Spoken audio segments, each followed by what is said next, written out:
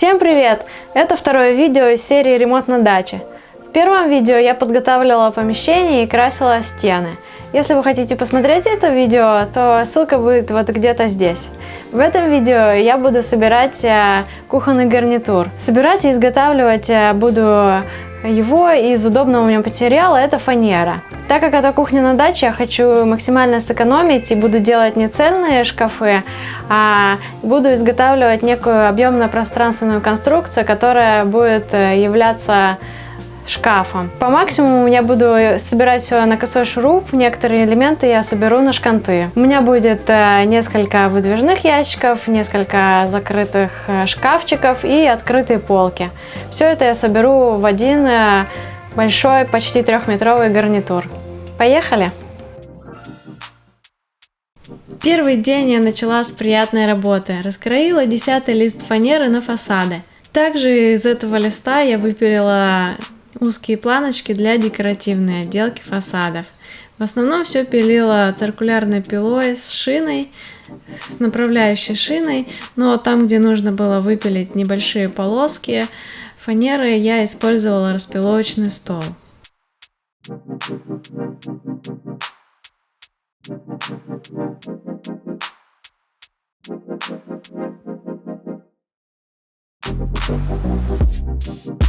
Затем эти длинные полосы я разрезала на небольшие элементы для отделки фасадов.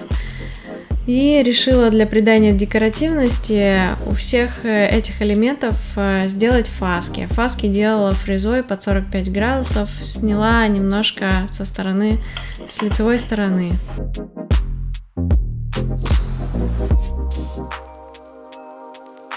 Декоративные планки я приклеиваю к фасадам с помощью клея, и чтобы не ждать, пока они схватятся, сразу пристреливаю их шпилечником.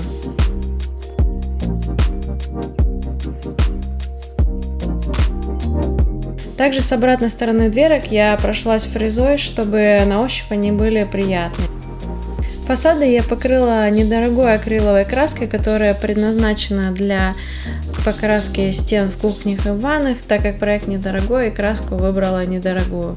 И поначалу не была довольна результатом, но после ошкуривания и покрытия несколькими слоями акрилового лака осталась очень довольна тем, как выглядят фасады. Получились глянцевые и красивого цвета. Второй день я приступила к сборке ящиков. Сначала напилила много фрагментов для них. Для стенок ящиков я использовала 15-ю фанеру и дно сделала из фанеры 6-го размера. И боковинки ящиков я все профрезеровала 8-й фрезой, чтобы потом вставить туда дно. Все ящики я забрала с помощью приспособления косой шуруп. Так это, конечно же, быстро и удобно, и ящик собирается очень точно. Собирать ящики лучше на специальные саморезы Крэг, потому что они гораздо лучше стягивают, чем обычные саморезы из строительного магазина.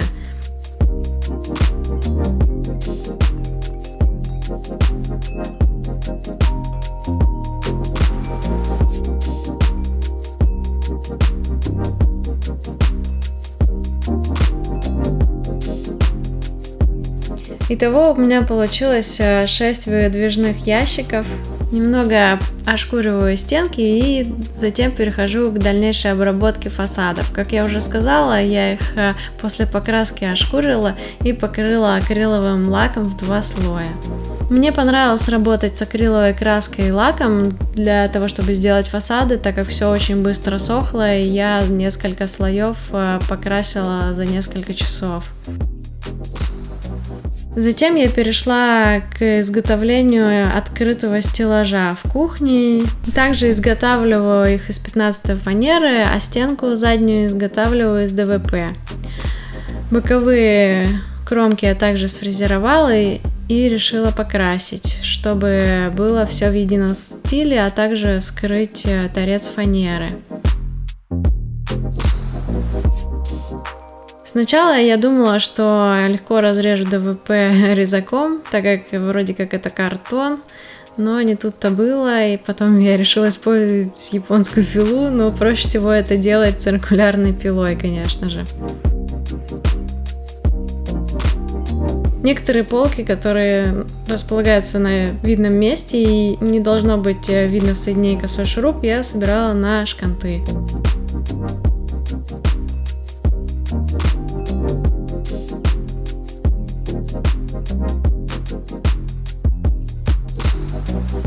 А дно у этих открытых стеллажей я также, конечно, собрала на косой шуруп. Это придает и жесткости, и скорости в сборке.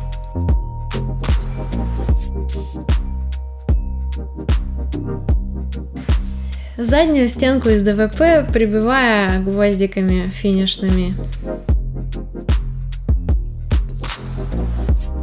Третий день я начала со сборки второго открытого стеллажа, который будет расположен с торца кухни.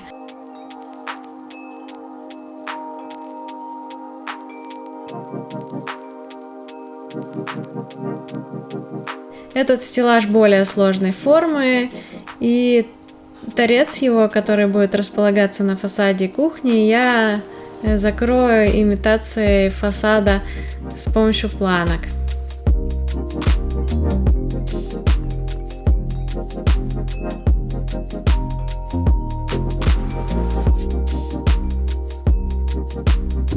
Ну и приступила к самой масштабной работе по распилу, это изготовление планок для каркасов. Напилила их тоже из 15 фанеры, получилось очень много вот таких вот длинных полос, потом разрезала их под размер, высверлила очень много отверстий под косой шуруп и собрала такие рамки, которые будут представлять собой стенки.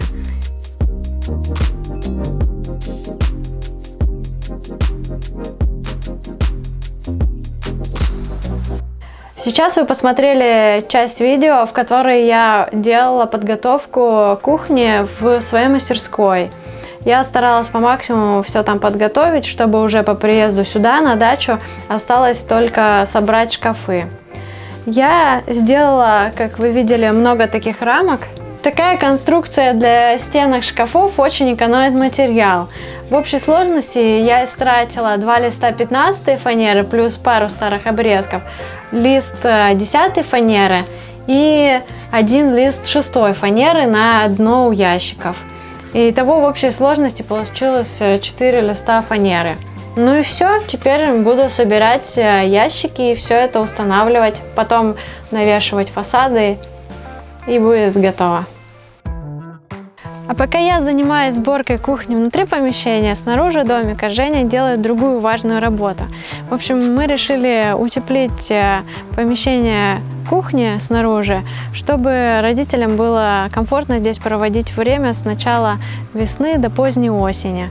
Обычно в это время достаточно холодно в домике, и мама использует обогреватель, но это совсем неэффективно, так как в стенах полностью отсутствует утепление. Внутри это вагонка, а снаружи просто обшита виниловым сайдингом. В общем, Женя разобрал стену, добрался до внутренней вагонки и сейчас как раз занимается утеплением.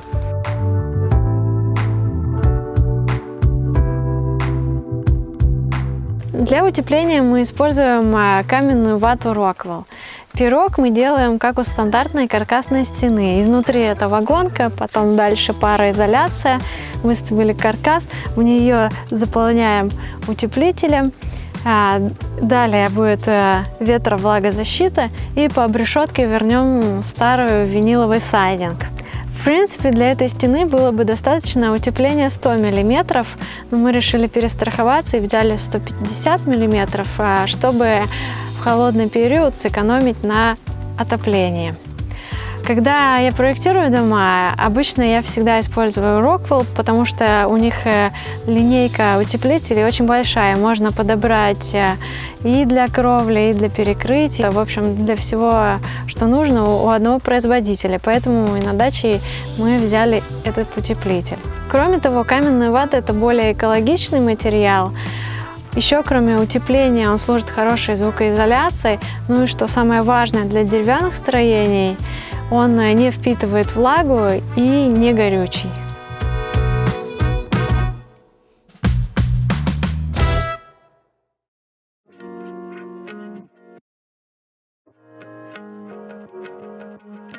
Собираю каркасы ящиков также на косой шуруп. Как видите, получается быстро и точно.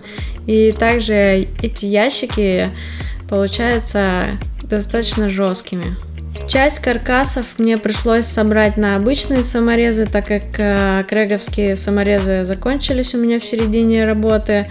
И что я могу сказать, жесткость намного отличается от жесткости саморезами крэга.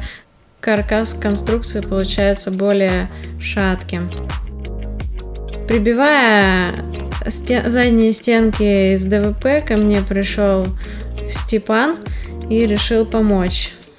Но молотка у него не было, поэтому он хотел забивать гвозди руками.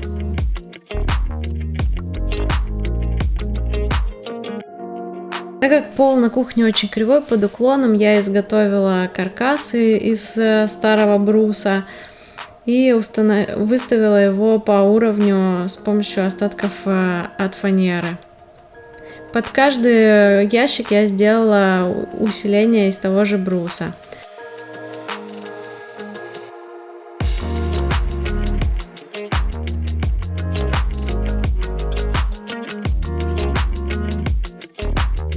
Затем стягиваю все каркасы между собой для придания жесткости и выставления также верха ящиков по уровню и приступаю к навешиванию фасадов.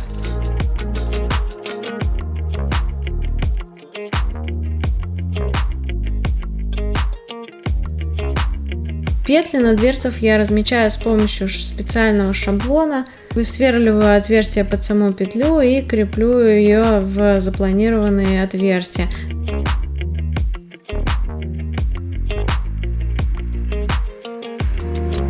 Также с помощью этого шаблона можно разметить ответную часть у петли. Это упрощает очень работу и делает ее более точной.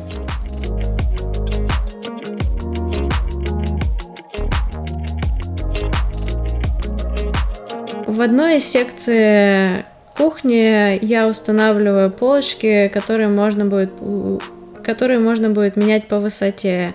Для этого я высверливаю несколько отверстий на разном уровне и вставляю туда специальные пимпочки для того, чтобы поставить на них полочки. Ну и перехожу к самому интересному. Это устанавливаю направляющие на ящиках и ответную часть в каркасе.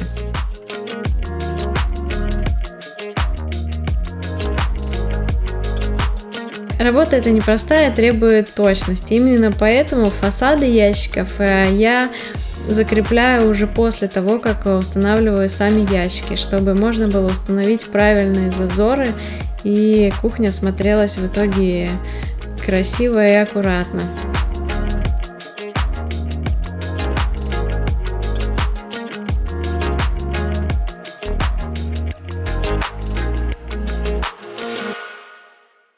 Вот такой вот получился кухонный гарнитур. Пока еще нет столешницы, я буду делать ее в следующем видео. На данном этапе я очень довольна результатом. Получилась очень красивая и удобная кухня. По затратам вышло около 7500. Подобная кухня в Икее бы стоила порядка 50 тысяч, я так думаю. Очень дорого, да? А тут получилось меньше 10 тысяч, чему я очень рада. Осталось сделать столешницу и доделать некоторые детали в кухне. Так что смотрите следующее видео.